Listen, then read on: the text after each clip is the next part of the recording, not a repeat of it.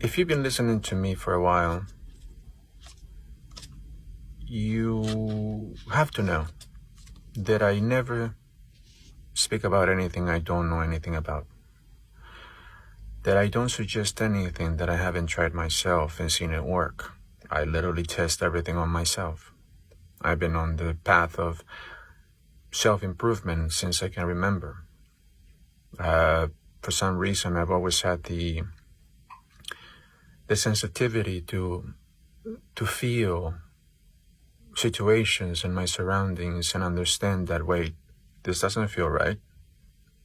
This is wrong. Like a lot of stances that a lot of people take when it comes to God, when it comes to love, when it comes to the truth. So I will not lie to you, because in our realities, what goes around comes around.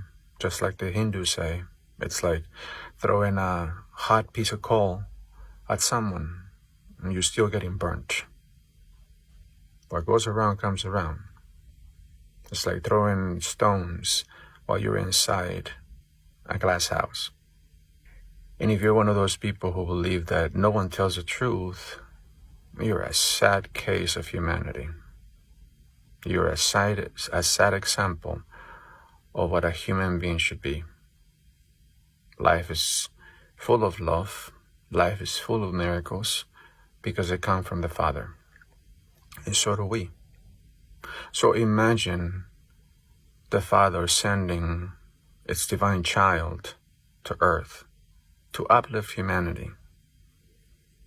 And all this child gets is a bunch of abuse, insults, and just mistreatment from the same people who he's trying to elevate.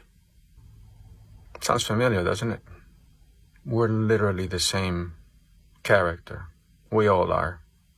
Some of us get lost in the darkness, and some of us still know that there's light within us, and that the only true thing is the light, the Father. I grew up in a very toxic environment. People who were supposed to love me did not, but they gave me something else. Prime example is, for instance, in Forrest Gump, when you have Jeannie, tell Forrest Gump, Forrest, you have no idea what love is. Which was funny because she didn't know. She thought that love meant being abused, being insulted, being raped, being mistreated by the guy she was with, just like her father did to her. So to her poor little, child mind, she connected those two, abuse and love. Oh, they're the same thing, which they're not. And she couldn't be with someone nice and loving like Forrest because she just knew abuse. So you grow up to think that that's what life is and that's what you deserve. So you go from relationship to relationship to relationship, just whether it is a romantic one or a friendly one or a professional one. And it's always the same scenario. You're there, you're working your ass off, you're pouring yourself into everything because you want to be loved. You want to be accepted. And what you get is the opposite. So that makes you feel even more unworthy. That makes you feel even more lost. So it came like a ton of bricks to me yesterday when I understood that all of this is manipulation. It is control. This is how your parents keep control of you, by playing emotional games. This is how your teachers, I'm not saying all of them, but this is how primarily people control other people. Do it or I won't be your friend. Do it or I'll disown you. Do it or I won't be there for you. Do it or I don't love you anymore. So then you do and do and do and do to earn that love back, and you keep looking at their faces like, now? Nope. God is love, and that shouldn't be denied to anybody, especially a child. And if you're no longer a child, but you're still being controlled like that, time to go. Time to branch out. Branch away from all these hurtful people. You don't deserve such things, because it wasn't you that wasn't lovable. from the start. That's what they told you. It wasn't that you were unworthy. That's what they told you. Because this way you would fight, you would work your ass off to be lovable, to be worthy. All of this is manipulation and control. And whether it is your mom, your brothers, your sisters, your kids, they all have if they're doing that to you, they're trying to manipulate you. They're trying to control you. That's not love. Don't ever mistake that for love. And don't ever think that you're missing out on anything from these people because they don't have the love. They don't have it. They wouldn't even know what it is. They don't know it because you're offering it to them and they don't know what to do with it. Instead, they insult you. Instead, they call you names or they shun you. It's not you. It's not your fault. You came here to uplift humanity. You have a job to do.